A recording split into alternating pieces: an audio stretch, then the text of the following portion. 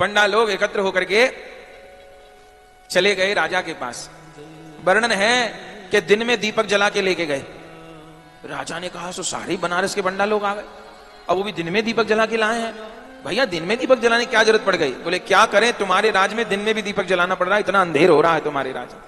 बोले क्या अंधेर हो रहा है? बोले वो तुलसीदास आया है कहीं से, उसने सबरी मर्यादा मेट दी।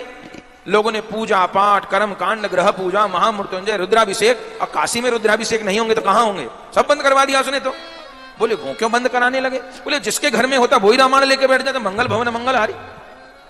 अच्छा तो लोग कर रहे हैं, उनको अच्छा लग रहा है करने, तो तुमको क्या समस्या है? बोले समस्या ये है कि उसे रामायण लिखनी थी तो संस्कृत में लिखता, बहुत बड़ा पंडित बनता है, संस्कृत में लिखता। ये ग्राम भाषा का कोई मोल है? कविता कर दी है। ये क्या है? आवा पावा खावा जावा, ये कोई भाषा होती है? आवा पावा खावा जावा ये कहां की भाषा है? अरे संस्कृत में लिखता रामायण, और ग्राम भाषा में रामायण लिख दी है, और अपने आप को बहुत बड़ा महाराज बनता है। झूठ झूठ लगाई। काशी के जो राजा थे वो जानते थे गोस्वामी जी को थोड़ा थोड़ा, तो उन्होंने कहा भाई आज तक तो उनकी किसी ने शिकायत नहीं की, सब लोग कहते हैं बड़े सिद्ध महात्मा हैं, और उनको भोले बाबा भी दर्शन देते हैं, हनुमान जी भी दर्शन देते हैं, अनुभव प्राप्त। अजी सब झूठ पाखंड है, उसने अपने लोग फैला रखे हैं समाज में, वही झूठ झूठ बात फैला देते हैं, ऐसा कुछ नहीं है। तो आप मेरे पास क्यों आए हैं? बोले महाराज उसके ग्रंथ का बहिष्कार करो, हम सनातन धर्म में स्वीकार नहीं होने देंगे उसका ग्रंथ। तो बोले सनातन धर्म में अस्वीकार नहीं होने देंगे, लोग गा रहे हैं तो गाने दो, मत स्वीकार करो। बोले कैसे? धीरे धीरे, अब कोई गलत रास्ते पे समाज जाएगा तो उसको डांटना फटकारना तो पड़ेगा ना, तो कैसे करेंगे आप? बोले ऐसा है कि परीक्षा होगी अब उसके ग्रंथ की। बोले कैसे परीक्षा होगी? बोले उसको भी बुलाओ हमको भी बुलाओ, हमसे शास्त्रार्थ करे। तब राजा ने गोस्वामी जी को बुला लिया, गोस्वामी जी दरबार में पहुंच गए। अब होने लगा शास्त्रार्थ। तो गोस्वामी जी ने यही कहा कि देखो शास्त्रार्थ से तो हमारा प्रयोजन नहीं है राजा साहब, शास्त्र चर्चा हो तो अच्छा है, पर मेरी रामायण में कौन चीज गलत लिखी है ये बता दे तो ठीक है, जो कहेंगे मान जाऊंगा। अब रामायण में कुछ गलत लिखा ही नहीं था जो बताया जाए। तब पंडाओं ने कहा क्या करें? पंडाओं ने कहा कि तुमने ये क्यों लिखा ग्रंथ ये बताओ, जरूरत क्या थी? जब वाल्मीकि रामायण है, तुम वाल्मीकि जी से बड़े महात्मा हो गए क्या? भागवत में भी राम कथा है, वाल्मीकि रामायण में तुम उनसे बड़े महात्मा हो गए, क्या जरूरत थी? तब गोस्वामी जी कहे महाराज जरूरत तो नहीं थी, मुझको भोले बाबा ने आज्ञा की। भोले बाबा ने कहा कि रामायण लिखो। और महाराज पहले तो मैं संस्कृत में ही लिख रहा था, मेरा कोई विचार नहीं था, लेकिन अब भोले बाबा ही मुझको आज्ञा कर दी। मैं क्या बताऊं, 7 रात तक मेरे कागज चोरी होते रहे। 8वीं रात भोलानाथ प्रकट हो गए, मुझको कहा कि ग्राम भाषा में लिखो, तो भोलानाथ की आज्ञा से मैंने ऐसा किया, अपनी इच्छा से थोड़ो किया है। पंडाओं ने कहा कोई भी कुछ भी करेगा और यही कह देगा कि भोलानाथ की आज्ञा से करा, तो हम कैसे माने तुमको भोलानाथ ने आज्ञा करी? तब तो कोई भी कुछ भी करेगा कहेंगे भोलानाथ की आज्ञा हो गई। अब भोलानाथ ने तुमको दर्शन दिया, हमको छोड़ो दिया, तो हम कैसे माने कि ये शिव की आज्ञा से लिखा गया है?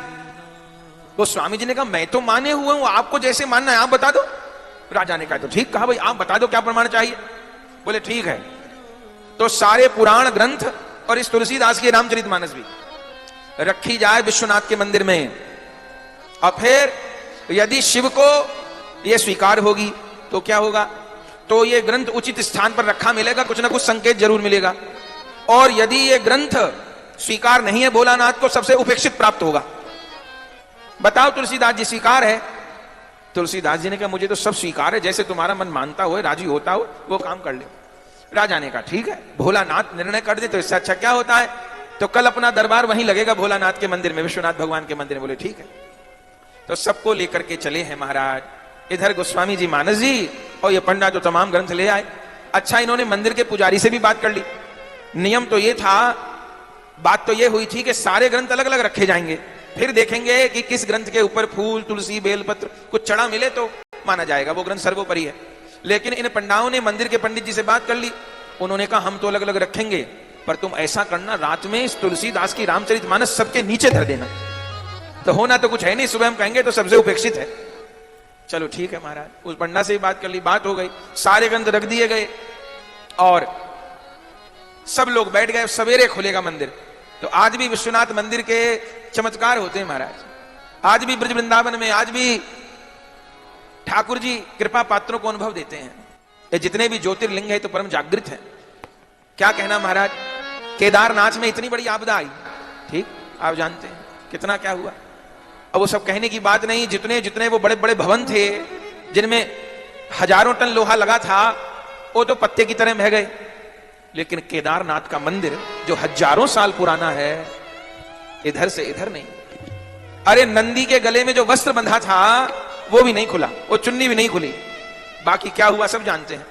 अच्छा, इतना मलबा बह के आया तो गर्भगृह में भी चला गया। तो फिर जब संभाल शुरू हुई तो सब तंत्र को यही एक डर था कि कहीं स्वयंभू लिंग को नुकसान न हो गया। जो हानि हुई वो तो है, पर ये तो प्राचीन ज्योतिर्लिंग है, तो नुकसान न हो गया। तो आश्चर्य होगा जो लोग प्रथम बार गए, हमने बात टीवी में भी सुनी, अखबार में पढ़ी, आपने भी सुनी होगी। जब वो सैनिक के जवान गए, महीनों तक बंद रहा, सब कुछ पहुंचना भारी था वहां। जब केदारनाथ जी के गर्भगृह के भीतर गए तो केदारनाथ के शिवलिंग के ऊपर ताजे बेल पत्र चढ़े हुए थे, साबुत चावल चढ़े हुए थे, जल चढ़ा हुआ था, फूल चढ़े हुए थे, ताजे। आज सोचिए, वहां तो कोई जा ही नहीं सकता था, महीनों से बंद रहा, कौन बेलपत्र चढ़ा गया हमारा? कौन? वहां तो देवता लोग पूजा करते। बद्रीनाथ जी के 6 महीना दर्शन बंद रहते हैं और दीपक जोड़ा जाता है मंदिर के भीतर। ये तो हर साल का चमत्कार है, और कौन चमत्कार देखना है। और जो ठाकुर जी के श्री विग्रह हैं, छोटे शालिग्राम भगवान के, बद्रीनाथ जी के, उनको घी भिगो के वस्त्र में लपेट के धरा जाता है, ठाकुर जी को शयन कराया जाता है। और आप सोचिए, जब सर्दी पड़ती है तो पूरा मंदिर बर्फ से ढक जाता है, फिर पूरे रास्ते बंद हो जाते हैं, पूरा मंदिर गायब हो जाता है, इतनी बर्फ गिरती है। लेकिन जब अक्षय तृतीया को दर्शन खुलते हैं 6 महीने बाद, तो वो दीपक प्रज्वलित रहता है 6 महीने तक। आप सोचिए, वो दीपक जुड़ा रहता है। और ठाकुर जी जिस वस्त्र में लपेटे जाते हैं, घी के वस्त्र में, वो घी भी पिघला हुआ रहता है, जमा हुआ नहीं रहता। ये चमत्कार नहीं है क्या? हमारे तो सारे धाम चमत्कार है। और गोस्वामी जी कहे ना कि जाकी रही भावना जैसी, वो भावना के अनुरूप ही अनुभव होता है। तो बोले विश्वनाथ कोई ना कोई सवेरे चमत्कार करेंगे, देखते हैं हम लोग। बोले ठीक है, तो क्या किया जाए? बोले बंद कर दो। तो सब ग्रंथ रख दिए और रात को दरवाजा बंद हो गया।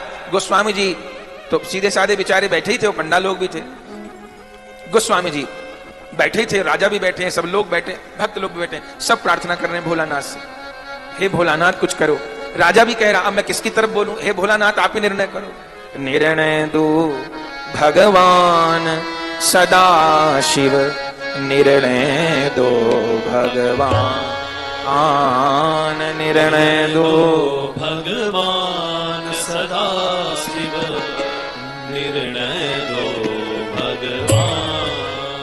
एक दिश रामचरित मानस है, एक दिश रामचरित मानस है, एक दिश वेद पुराण, एक दिश वेद पुराण। इत में संत श्री तुलसीदास हैं, इत में संत श्री तुलसीदास और उत काशी के विद्वान सदा शिव, निर्णय दो भगवान। अब निर्णय दो महाराज, दोनों पक्ष मजबूत हैं। बुद्धि भई किम कर्तव्य विमूढ़, हम बालक नादान।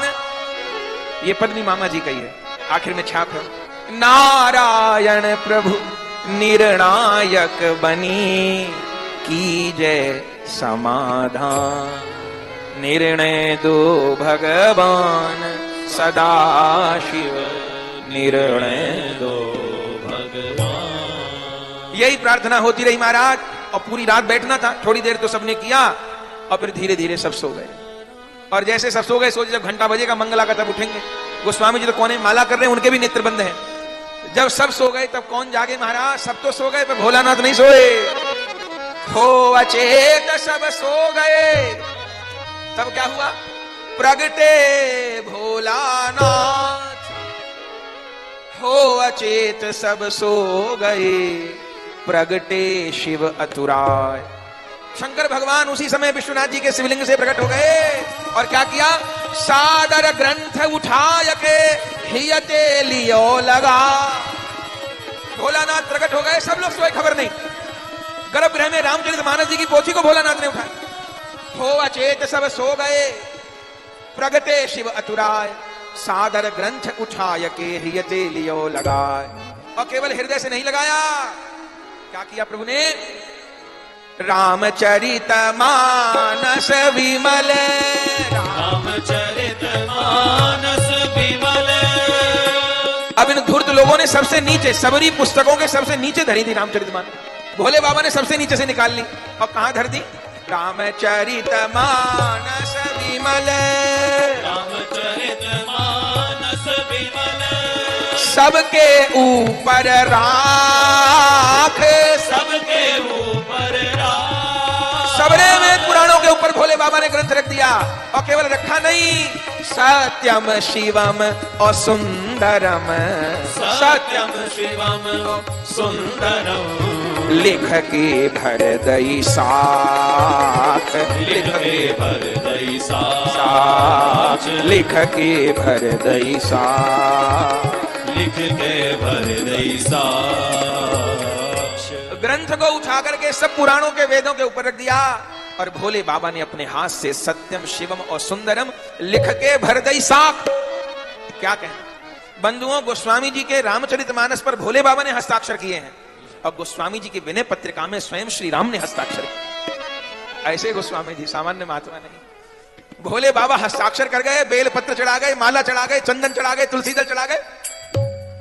और सवेरे पंडा लोग बहुत उम्मीद से खोले, उन्होंने तो कर ही रखा था पहले नीचे, और देखे सबरे ग्रंथ को इधर गिरे और सबसे ऊपर रामचरितमानस। और जैसे दरवाजा खुला महाराज, सारे भक्त लोग जय जयकार करने लगे। कहिए काशी विश्वनाथ भगवान की जय हो, श्री रामचरितमानस की जय हो, गोस्वामी श्री तुलसीदास जी महाराज की जय हो। सबसे ऊपर ग्रंथ और राजा जो आया है तो सत्यम शिवम सुंदरम लिखा है। क्या कहना, अब जो उल्टा हो गया। पंडा लोग तो ये चाह रहे थे कि ग्रंथ लोप हो जाए, महिमा कम हो जाए, या तो उल्टा हो गया, जो नहीं जानते थे वो भी जान गए। और सबने कहा भैया भोले बाबा ने कौन से ग्रंथ पे हस्ताक्षर किए? बोले तुलसीदास जी की रामचरितमानस में। अब तो और दुगने रूप में लोग लिख लिख के ले जाने लगे, सबके घर में पाठ होने लग गए। पंडाओं को बहुत मुसीबत हो गई।